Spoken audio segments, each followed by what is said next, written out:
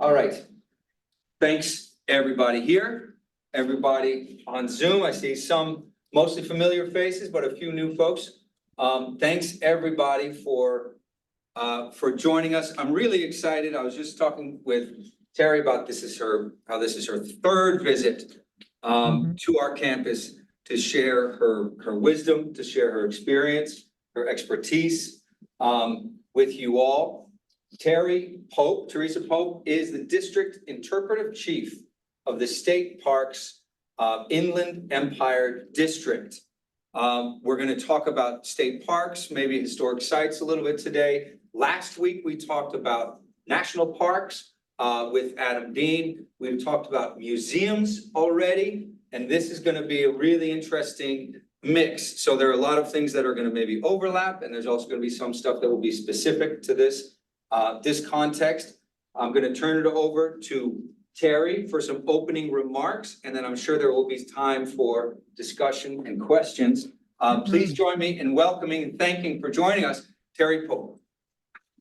Hey everyone, I'm glad to be here. I really like coming and doing this. It's been a pleasure, and I kind of one of my colleagues was invited by Jeremy. I think the first time I came, and she was going to bring me, and then she couldn't come. So it's kind of become my thing, and I'm perfectly happy to that. At some point, we'll get Blythe back into the mix, but in the meantime, I'm here. You get me. So I'm going to talk just really briefly about my experience and my college experience, because I was a public history major in graduate school. But before that, way before that, my undergraduate degree is actually in theater arts. And I always joke that I've made a career out of what some people think of as two useless study areas, theater and public history. But I can certainly tell you that they are not useless. It's just how you market yourself and finding your niche.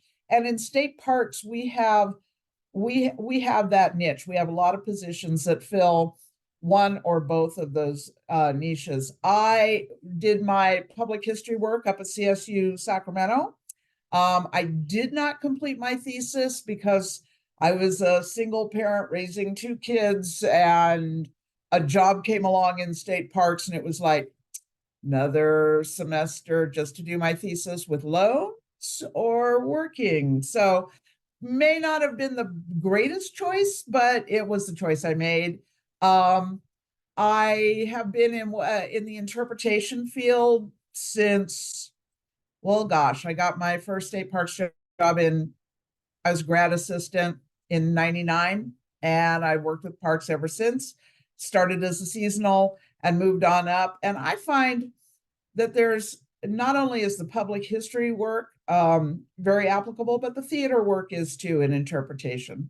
I'm going to back up and tell you what an interpreter is. Some of you probably know, but people always ask me, well, what language do you speak? And my usual answer is tree or history.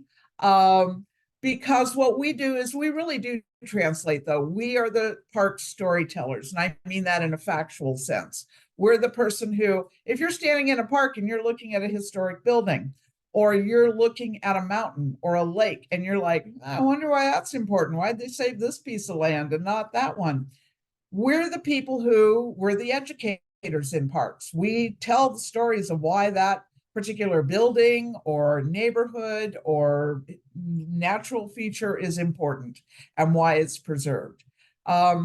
We have a saying, parkies are parkies. So I have friends in national parks. I have friends in state parks, local parks, all levels. So we're kind of a unique breed, but yeah, we're government employees that are in general happy with our jobs, which sometimes in some other agencies is not always the case. So sometimes other state agencies don't know how to deal with us because of that.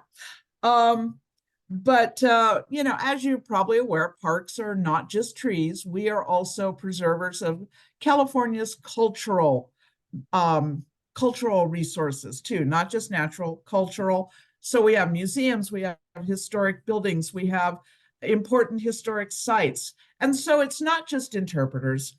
we have many different job classifications that people with public history experience and degrees can go into. The Office of Historic Preservation for California is part of California State Parks. So we have historians, we have cultural resource managers, we have museum curators and technicians and custodians. Our historians are usually doing the CEQA, historic preservation work, architectural historians. That's where I thought I was going to go into. That's kind of what my emphasis was in grad school. And then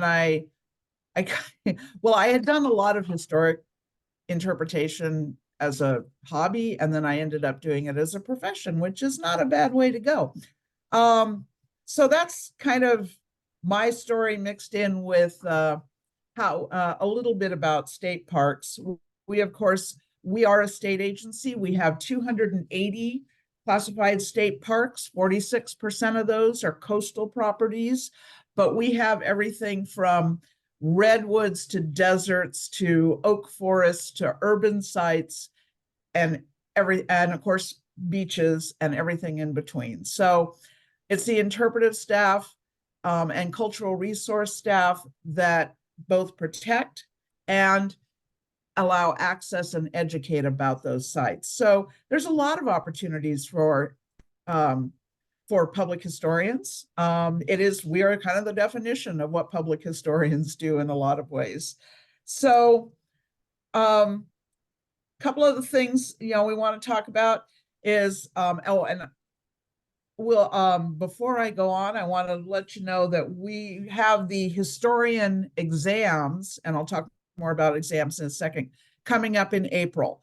The Cultural Resource Management Division is kind of trying to codify when the exams come out. And these exams are assessments. They used to be like, how would you use a Sanborn map? How would you do this? But now they're more like, how many years experience or months experience have you had using this resource or doing this job that would typically be found in that classification? So pretty much April is when historian exams are going to go up. We have, what's coming next? We have curators coming up, I think, in September, along with museum techs and museum technicians and museum custodians.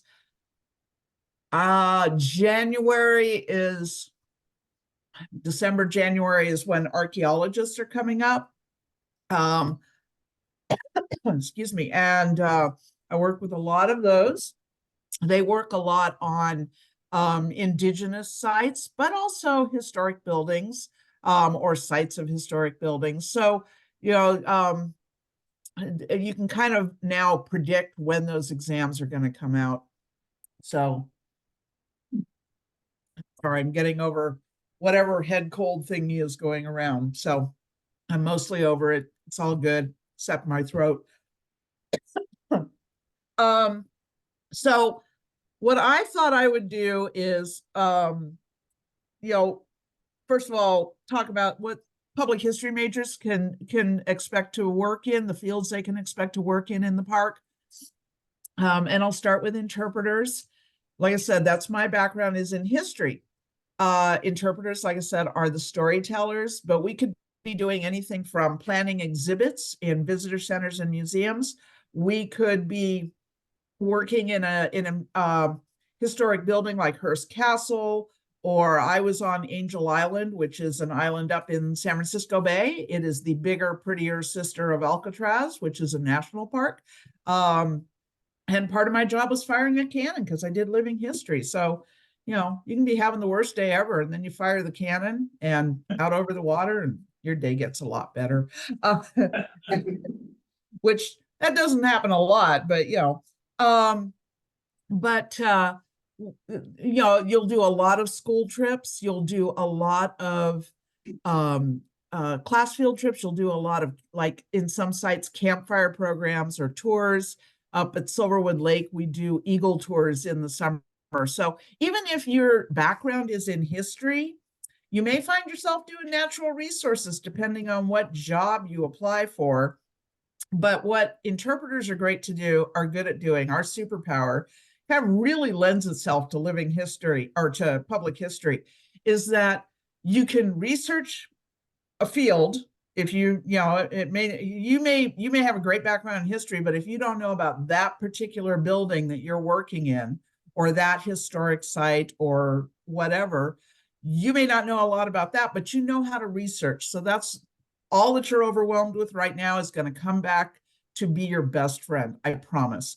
And then when he said historiography, I'm like, nah, I remember that class. Yes.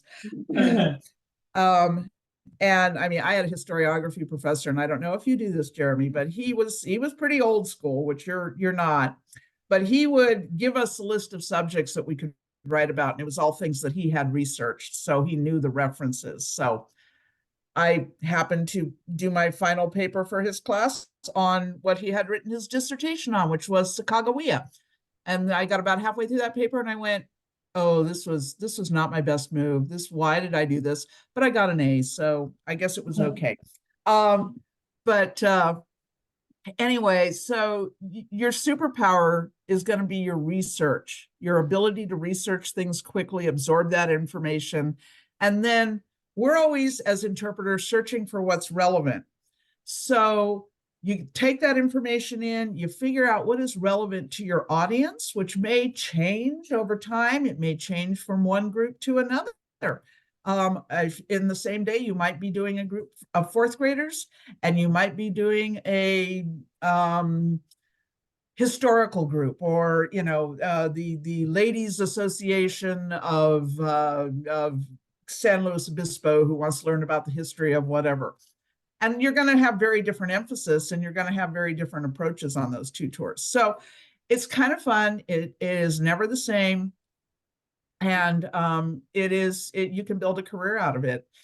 We also have several museums. Our district has, our biggest one is out at Lake Paris, where we have the Native American, the Indian Museum, Regional Indian Museum, which is in the process of getting a $2.5 million revamp as soon as we get the contract awarded. The downside of this is, of course, when you work for the government, the state's budget, if you're on the state level, becomes very important to your life. So we've all been, sitting there when the budget letter went out a couple months ago of, what can we do? What's now off the table? What's now on the table? And so we sat there doing a lot of this for the last couple months while we're trying to move forward with things. And some things are off the table and some things are still on the table. And the museum revamp at this point is still on the table. So keep your fingers crossed. So we have, curators. Like I said, museum, we have 3 levels of curators: curator 1, 2, and 3. A curator 1 is kind of the base level. Before that, people might be a museum technician or a museum custodian, which means they're working under the supervision of a curator. A curator 3 would be your upper level of a curator that is managing other curators or an entire museum. They might be the museum director. There are museum director positions too.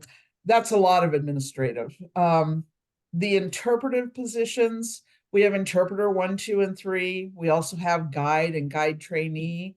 And interpreter 1 is kind of the frontline interpreter. Guide is a frontline interpretive position. I'm an interpreter 3, technically, which means I supervise other interpreters and tell them how to better their programs. I also take care of more kind of the big picture things like that museum revamp.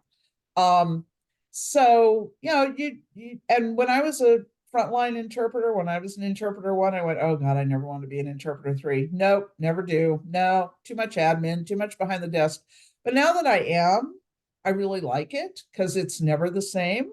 I may spend a morning working on an interpretive panel project, and then the afternoon having a meeting as a tribal liaison with some of our local tribes about how we're going to collaborate on interpretation with them.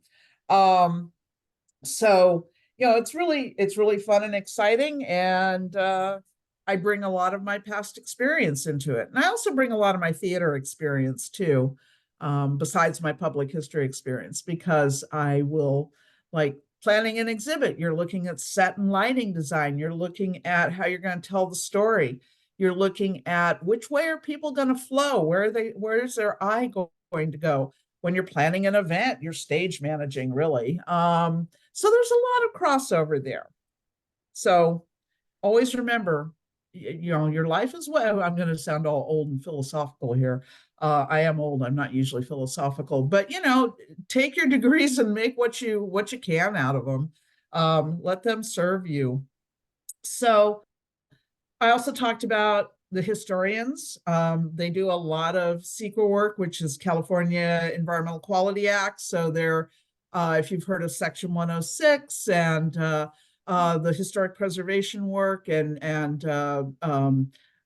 a lot of them work with our Office of Historic Preservation, but we have what are also called service centers. Not every district can afford a historian and an architect and an archaeologist and all these different. So we have 2 service centers in California that kind of a centralized location. At California Citrus Park in Riverside, we're planning some new interpretive spaces. But our district doesn't have an architect on staff, but the Southern Service Center does. So if we need to work with an archaeologist because someone found an indigenous piece in a park, which has happened, and it comes across my desk because I'm the cultural resources manager for the district as part of my position. And I get in touch with the archaeologists down at the Southern Service Center, and I say, hey, here's what we found. And they'll come out and record it and take all the information and help us figure out how to get it back to the tribes, if it's something that should go back to the tribes, or at least make them aware of it. If it's a petroglyph on a big rock or it's a grinding stone, we can't really take it out of the ground, and and the tribes know that, so they're not going to ask for those things back. But if it's an arrowhead, something like that, yes, those can be returned to the tribes. There's a procedure to go through. But yeah, so it's varied. There's lots of opportunities for public history. I do want to share, because we do have a recruiting office, and then I'll see if you have any questions. Let me see here. Let me share. There's it. No, share screen. Where'd I put it? There it is. Okay. So we do have this coming up. It is a virtual webinar on Friday, the 12th of April from 1 to 2. And these are usually really good because they will have, this is based with the staff at Hearst Castle, I believe. Let's see if I can move this up. No, you're not going to let me move up. Let me go to the actual page. And okay, let me try this again. Let me unshare and stop sharing and go to the page and move it up so that you can all see the QR code. There you go. Let me do this again. Now let me share. I'm also going to upload it as a link for everybody right now. Awesome. Okay, there we go. So that includes the QR code. And they're going to give you information specific to the museum careers in parks. Hearst Castle staff and our recruitment team, which we have a state recruiting office. If you go to livetheparkslife.gov.com, if you look up Live the Parks Life, it'll come up. I promise. So they're going to tell you, because it is, I will be the first to admit that our hiring process for any state position, it is convoluted, it is confusing, and it is one of those things where if you learn the tricks, you'll learn the trade. A lot of that works sometimes in life, it doesn't work always. So And since he's got the link in there, I'm going to stop this share. So if you go to,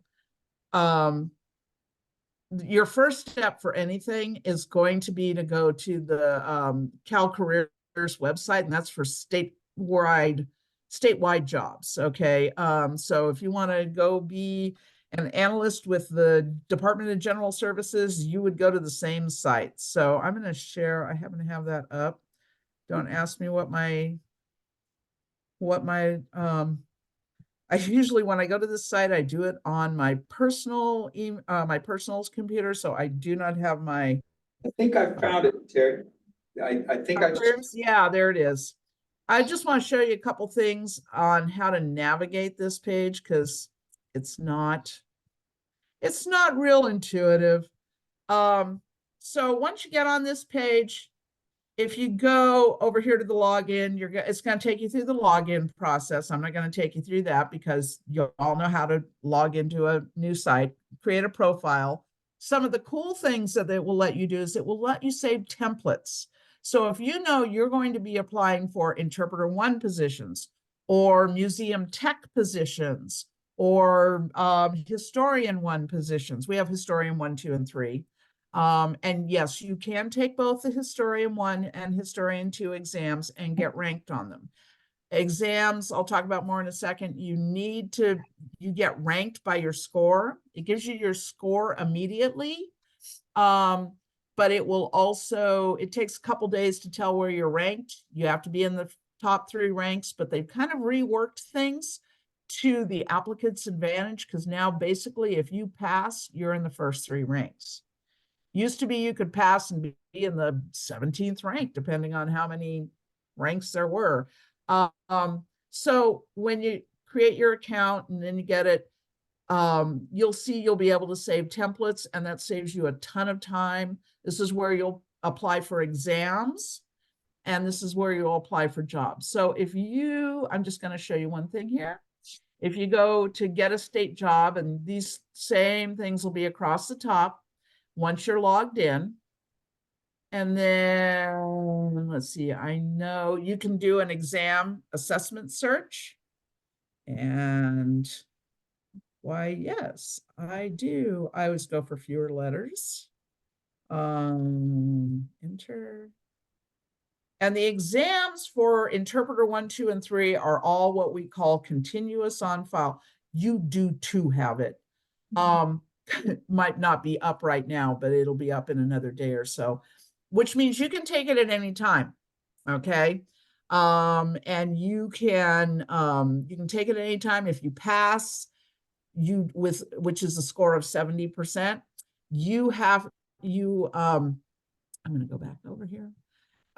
Then you're on the list, you're ranked, and then you can apply for Interpreter 1 positions. So what I'm going to do, I'm going to go back in here, and I know there's an interpreter, or there was. And unless you modify your search a little bit, you're going to get some weird hinky stuff. You're going to get all the translator stuff. And but here's the State Park Interpreter 1 in San Benito County. And you can click on that, and it'll give you all the details. State housing is not available. But what you want to do is you want to get a hold of this duty statement. And when you're writing or modifying your template or writing your template for the first time, you want to look in the duty statement and you want to match words. That's pretty universal to any job application. Okay. So you want to make sure that you read that over carefully, because that's A, going to tell you a lot about the position, and it's B, going to tell you what words and phrases to use. Okay, I'm going to stop sharing right now. And for interpreters, I get, like anything that's computer read, it may not understand nuance. So I've had people who were teachers who applied to be interpreters or to take the exam, and they didn't get to take it because they didn't word it so that the computer understood it. So I would tell them, and I will tell you, instead of saying I taught 6th graders for 4 years or whatever, elementary school, junior high, whatever, say, I interpreted to small groups of children for 6 hours a day, 5 day or large groups of children, for, 5 days a week for, because that's what it's doing. It's looking for those numbers. Okay, that's 5 years of doing that, pretty much full time, and it's looking for that word interpret. If you say teach, it's going to go, oh, well, that's not right. That's not what I'm looking for. So, just like any computer run application system, just make the computer happy. And I wish I had better advice, but that's what it is. All right. So I'm going to take a little break and see if anyone has any questions. Unless, Jeremy, we want to do those toward the end, but I am happy to answer questions. That was great to get us started. That was applause all around. I realized that Bashar was mentioning this technology called noise. What is it? Noise suppression. And it's yeah. got a nice robust round of applause from the 8 of us here. Awesome. But those are funny. Yeah, it's anyway, we'll do some questions and some discussion. There's a lot to think about. I think this is really nice to follow on Adam Dean's presentation last week about national parks. 280, did I catch that number? State parks and historic sites, is that, Yeah. correct? 280 state parks, that concludes state parks, what we call state historic sites, like, or state historic parks, SHPs. California Citrus out in Riverside is an SHP. Lake Paris, we have SRAs, which are state recreation areas. So that's like Lake Paris and Silverwood Lake. We have out in, if you've ever heard of Providence Mountains, it's up by Essex. It's almost to Needles, between Barstow and Needles. So it's, like just super well known. It's an SRA. So it's a state recreation area called Providence Mountains, but in there is a really cool historic site called Mitchell Caverns. It's a natural cavern. The Mitchells moved in there in the 40s and made it kind of a Route 66 site. So there's some stone buildings and aside from the caverns, which are super cool and have 2 indigenous species that are found, endemic species found nowhere else in the world in the caves. They're little tiny bugs. And that's one of our coolest places.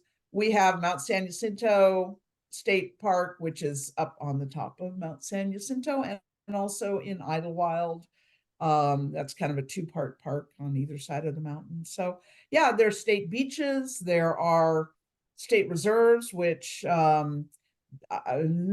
Hearst Castle is one of those. Hearst Castle is its own special thing in a way we classify parks. So it is basically when the Hearst family donated it to the state, they made a lot of stipulations on how it was held and how it was used. And so it is its own little world. Yeah. I love that. I think before you came last time, I had just been to Hearst Castle and we were chatting about that. It's such a wonderful spectrum to get the sense of how many different types of places. 280, it's just remarkable. There was something like 400 that Adam mentioned, the national state parks and reserves, but just within California, 280. That's amazing. What an amazing number to think about. Yeah, and then we have unclassified properties that are things that were purchased and are held, but they haven't been made official state parks or state beaches yet. So yeah, so it's still growing. That's amazing. Randy, do you want to jump in? Yeah, I have 2 questions. okay. One, when you take the test, can you repeat it if you don't pass? Okay, that's a very short answer. You have to wait 9 months. So yeah. And then the other one is, I saw something about state retirees and being a state retiree and selfish, does that benefit me? Yeah, We have what's called retired annuitants. They can only work generally, I think it's 940 hours a year. So it's meant to be kind of a part-time position. And there's a lot more information in that tab on Cal Careers. They also have to have been retired. I think it's, what is it, 3 months or 6 months, I believe, before they can apply as a retired annuitant. We have that here in our College of Education when we have like supervisors, like for student teachers. We have a lot of those in our department too. Thanks, Bashar. Thanks, Randy. Did you have another question? Those were the two right off the top. Thank you. And I'm gonna share these links when I share out recording with everybody. I'll share these links to Parks Jobs, Cal Careers, and also this document about the April 12th event. Edgar, please jump in. Yeah, are the exams free or do you gotta pay for them? Oh, no, the exams are free. Yeah, the exams are free. So, you know, like I said, you can't, I don't know that I would just recommend just taking one for practice. Do your best on it, but realize that if you don't score 70% or above your first time, you know, you still have to wait the 9 months, but you can take it again. What I recommend doing when you're going to take an exam is get that state application all filled out, the one you sent in to take the exam. And then what they do is they send you the link to the exam. Yes, you're qualified to take the exam. You know, I think it's for an interpreter one, you have to have 1 year of interpretive experience. But, you know, like I said, that can be teaching, that can be giving presentations, that can be as a volunteer. So, you know, once you put in your application and they send you the link for the test, have that application sitting right next to you, either online or on your computer, or a paper version sitting next to you, so you can refer to it in the exam, because it will say, how many years of experience do you have doing this task? How many years of experience? And so the downside is there's not really anything to stop you from fibbing. Please don't fib, because the fail-safe is when you apply for a job and we screen you and then interview you, we will know, trust me, we will know if someone was making up their experience. So, you know, be honest, but kind of think fully. You know, this is not the time for modesty, like any job application situations. And I mean, that's a hard thing for me, because I tend to be very kind of humble and like, oh gosh, I'm not very good at that.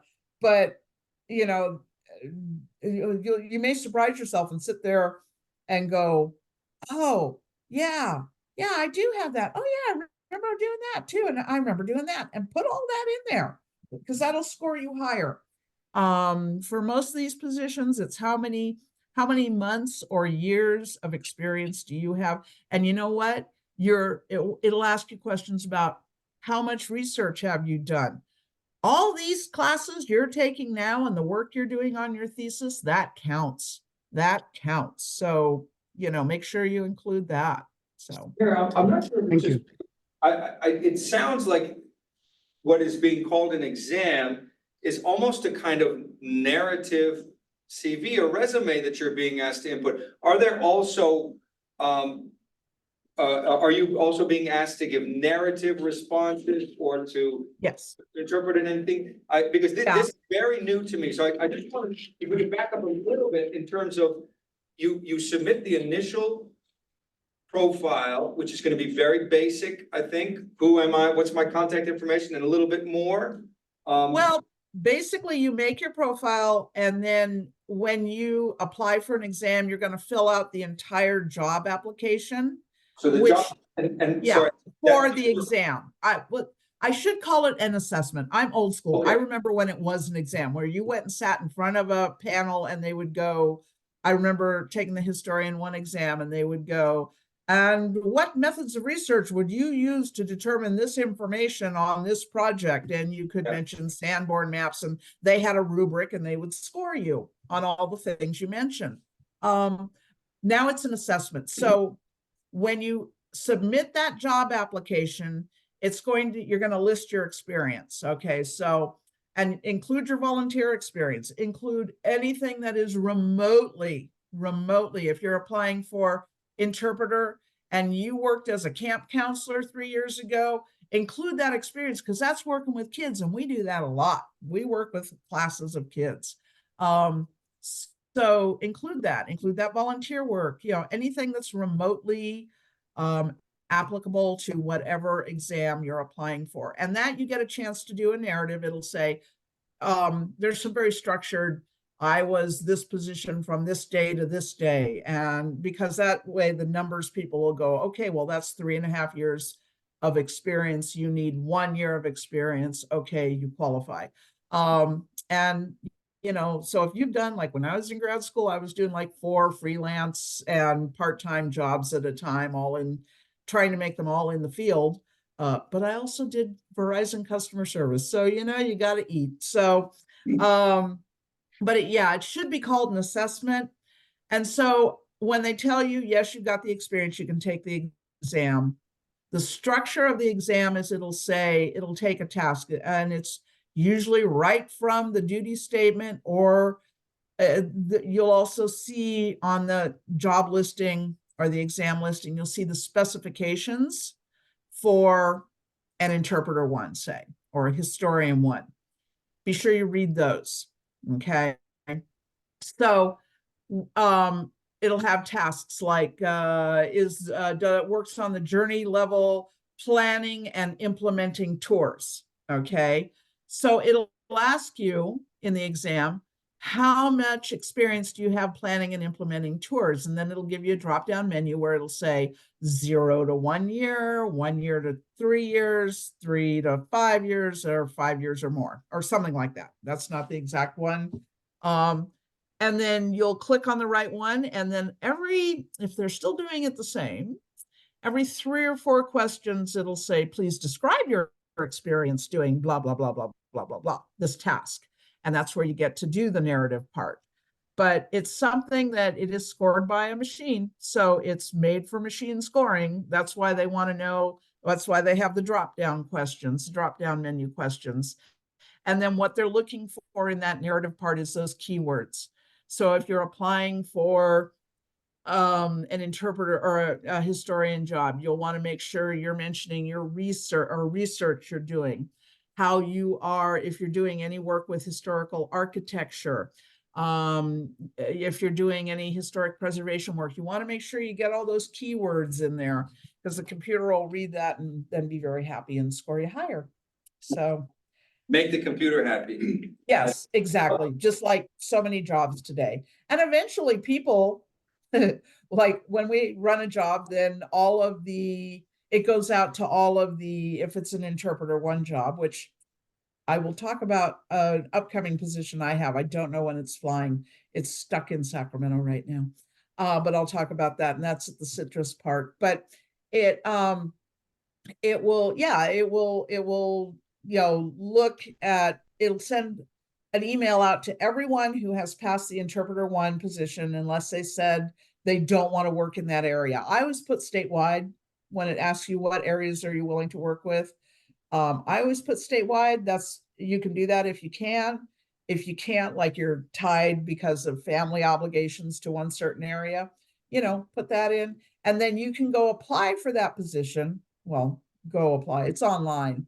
And then we get a stack of applications of everyone who wanted to apply for that. And my admin chief, our admin chief for our district, and I sit there, because she's not a subject matter expert and I am in these fields. And we look at every application, we read it through, and we go, well, this person has this, but not this and this. So we, just like anybody else, we make 2 piles, qualified, not qualified.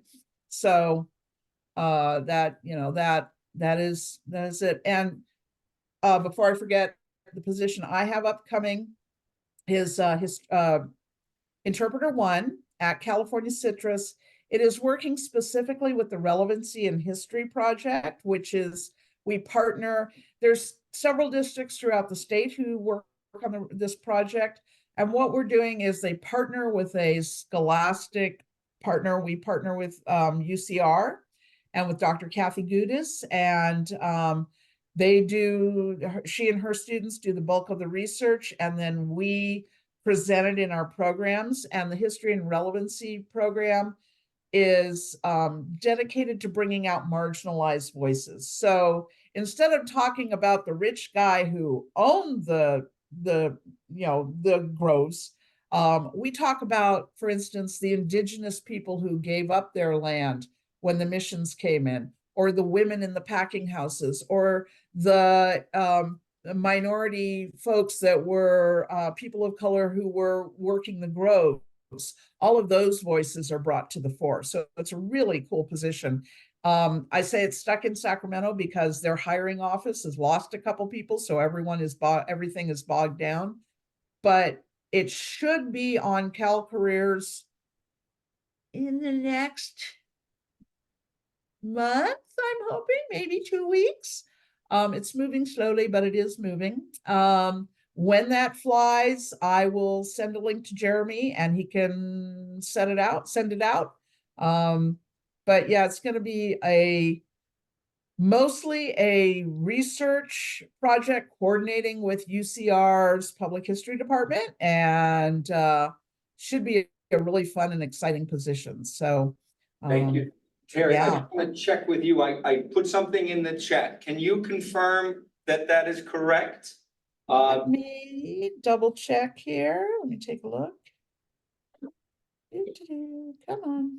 Relevancy and History Project, the Humanities for All. Yeah. Oh, it's not letting me reach it.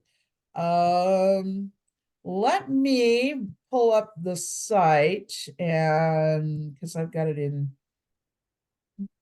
It's not what I wanted. You can also share screen to. Yeah, let me, because that one wasn't coming up for me. Sweet and Sour Relevancy and History Program, California State Parks. No, that's our Google Drive. I don't want to share that. Well, I mean, I could, but it's the most relevant one. Oh, it's down for maintenance. But let me share screen, Terry, and you see if you recognize this page. This is the Relevancy and History Project. Yeah, that's the right one. That's the correct one. Yeah. Great. Okay, this looks really terrific. Yeah, so it's a really exciting position. If you're, one of my things has always been bringing marginalized voices to the fore. So it's exciting because you get to do a lot of research, and you also get to do a lot of the public side of public history. So really, really cool stuff. So yeah, apply. Yeah, I'd love to have it. Each and every one of you apply. It's one of those, a good problem for me is having so many applications that it takes me a long time to get through them. I like having that problem because that's how we get great people. So that's excellent. And I will share that, and then the park jobs and the Cal Careers, and then the flyer. And anything else that you send along to me, I will send it out to the group. Perfect. I want to invite others. If we have just a few more minutes, if there are any other questions. Thanks for that explanation of the assessment, the exam process. Yeah, we should call it an assessment. That's me being an old schooler. So well, I think, it's nice to make them jump too and say, hey, it's an exam, get ready, and make sure you have your ducks in a row when you sit down to take it. I always say that it's an exam about you. You are the test subject. You are the subject of the exam, and you are the best expert on yourself. So make sure you just display your talents as well as you can. No one's going to read your assessment and go, oh, this person's egotistical. No, you're supposed to be egotistical when you're doing these things. So this is good. And I also like the idea of thinking expansively about work that you have done. So for example, all of you in this class have presented, right? Everybody here has done presentations. You've led discussion sessions. So in a way, there's there is a paraprofessional aspect to a lot of the work that you're doing here. A lot of you have worked on the journal. And so therefore worked in editing and publishing positions and all kinds of things like that. Yeah. So thinking expansively about that and being able to put your best foot forward in a way that's very clear and indeed there's gotta be an awareness that others will be putting their best foot forward. And so don't sell yourself short. Yeah, put the best face on all the work that you're doing, framing it all. So I would also say that because humans are humans and we know that some people will overstate their qualifications, your best defense about that is to show how very actually qualified you are. So that's the way to look at that. You're never going to be able to, find everyone who fibbed on their exam or on their assessment and slap their hand. I'd love to do that, but that's not a possibility. So we just do your best so that you are showcased as the best applicant. And I am always happy to look over a resume, look over, we have our job coaching, we have recruiters that they're based mostly in Sacramento. But we do a lot of mentoring in our district. Our district superintendent, who is my boss, basically she is very into mentoring and mentored me when I didn't think I wanted to be in this job. She kind of kept lobbing me things going, "Hey, Teri, could you do this? Hey, Teri, could you do this?" And then I finally went, I think I could do that job. And I applied and I got it. So, I'm happy to look over resumes, look over your application, make recommendations. If you have a question about, hey, this job is at the Southern Service Center, what's that like? And I can give you some feedback on that, and sometimes I'm brutally honest, although the team at Southern Service Center is really cool. They're based in San Diego for the one down here. There's one up in Sacramento. There's a lot of headquarters jobs too. If you want to get either up in Sacramento or you want to work remotely, the remote work, Blythe works for the division, the Interpretive Education division in Sacramento, but she lives down in San Clemente. Our ports team, we have virtual programming. Most of them are based down here in Southern California, San Diego and the Inland Empire and Los Angeles. So a lot of remote work in some, not every position. You can't do a campfire program from your living room probably, but but there's other positions that can be done remotely. This is one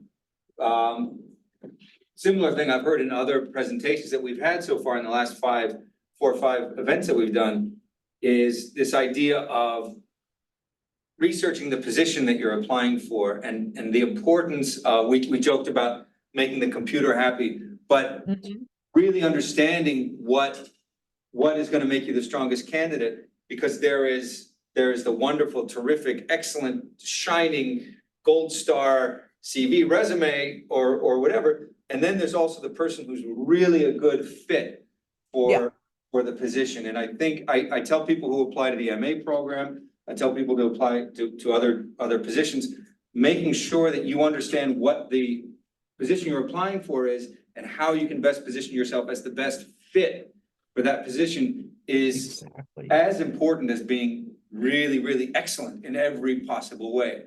And I think that came through. Also, this idea of bringing yourself to your work is another theme we've heard emerge.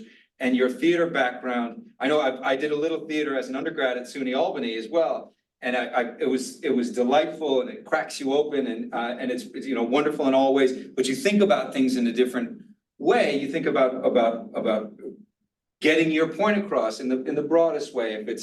If it's a performance or presentation or staging, but bringing yourself to this position is another way, I think.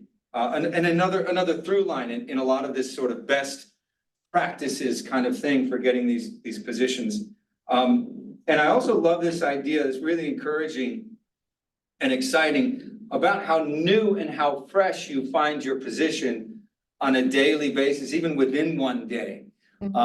That's really exciting and really, really cool to think about. You bring yourself to your work, but also it's the kind of work where you have a different group of people to work with in the morning compared to the afternoon, and certainly across a week or a month or a year, working with so many different kinds of people, and keeping that work really, really fresh and exciting. And then the last thing I think that is really exciting that I heard was how important research is. And this is something that really resonates with me, because all of you awesome people come up to me often with questions, and I say, well, I don't know, but I can find it. I can find out. Right.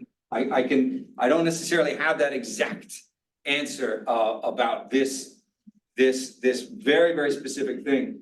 But I think that all of you, knowing all of you, this is the MA crew, but also the BA history students.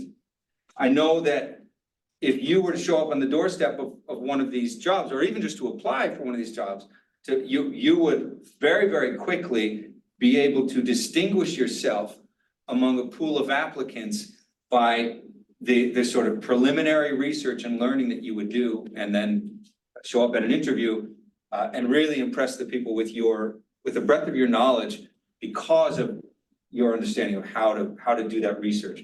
So indeed, I love that idea of research skills as the superpower that students can bring to this kind of work to distinguish themselves. A lot of really. I'm gonna add on that, if I can just interject here for a second. I'm gonna add that, and especially if you might be a bit of an older applicant, but even if you're younger, keep up on the trends. The ways we interpret and the things we interpret have changed substantially, and even just I've been in this field for, well, paid for it, for about 25 years. And the things we interpret, climate change and sea level rise, have become a lot more important. Even in the desert, we talk about climate change and drought and sea level rise, even though, sea level rise is kind of a hard thing to have people in the desert conceptualize how it will affect them. But we also talk differently in history about who we interpret. Like I said, we're not too interested in telling another rich white guy story. The way we interpret Native Americans, indigenous people, has substantially changed for the better. I think all of these changes have been for the better. But just a real concrete example, it used to be that if we wanted to, like when the original Indian Museum out at Lake Paris was done, that was in the 80s, and it was like, oh yes, we will interpret this, we being a bunch of white people, non-indigenous people, and we're going to talk about how wonderful the mission system was, and we're going to talk about how they shopped off the land, and all these very Eurocentric ideas. And we don't do that anymore. That we would gasp and clutch our pearls if that were done, or I would. What we do now is we go to the tribes, and the first thing we do, and we every one of us every district has a tribal liaison. In our district, it's me. Falls under my position. And what we do is we cultivate our relationships with tribes. So the first thing, when we do have a project like this, the first thing we do is we go to the tribes and we say, may we tell your story? What parts of your story would you like us or permit us to tell? And then, most importantly, let's work together to tell this story in your voice. We don't take their agency away. We used to, not proud of that, but we used to. But we have learned, and now our goal in doing any kind of interpretation of Indigenous group is to make it in their voice. So obviously they have a much different take on the mission system than your average curator in the 80s. And I always, when I'm in a meeting, a collaboration meeting, I always, at least once mention how honored we are that they'll meet with us, because they don't have to. And a lot of that comes from just developing ongoing relationships with them, going, and we have one tribal liaison up in the Redwood system, he's done marvelous work in a lot of relationships with the Yurok tribe up there and some of the other tribes. And he says it's one cup of coffee at a time. You go to their events, you offer to help, you listen to them. So you make sure you don't take their agency away. So that's a concrete example of how trends have changed. And I have had older people come into, well, my age, and come into an interview wanting to be an interpreter, and they still want to talk about the Wild West and how the Indians were evil, and it's like, sorry, goodbye, thank you, next. Yeah, so keep up with trends, keep up with interpretive trends, research trends. The way we interpret historic houses is very different now from what it was even 10 years ago. Thanks, So. Terry. And I know Gabrielle is in the Zoom, and she met you last spring as well when you dropped in. She appreciates that as well. Steve, as she is in this history.